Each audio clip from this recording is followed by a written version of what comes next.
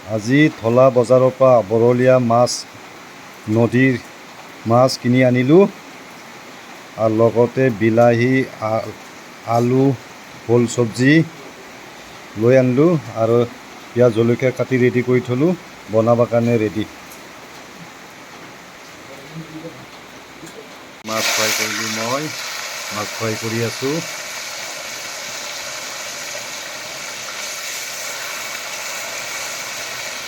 মাছটো আগতে ফ্ৰাই কৰি ল'লোঁ, এতিয়া মোৰ মাছ ফ্ৰাই হৈ গ'ল।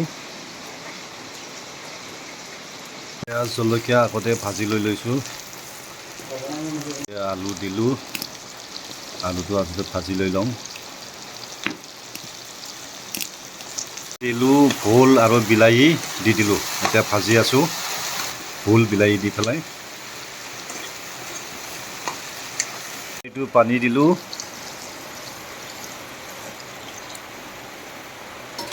মাছ দিলোঁ, এতিয়া ফ্ৰাই মাছ দিলোঁ তৰকাৰীত।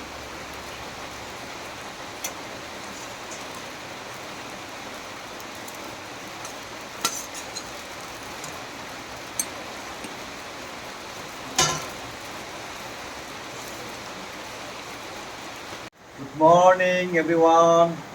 আজি ঢলা বজাৰৰ পৰা বৰলীয়া মাছ আনিলোঁ আৰু লগতে ভোল বিলাহী আলু দিছোঁ তৰকাৰীৰ লগত। ঠাণ্ডা বতৰ, বৰষুণ আহি আছে ঢলাত, সেয়ে তৰকাৰীটো বনাই আছোঁ।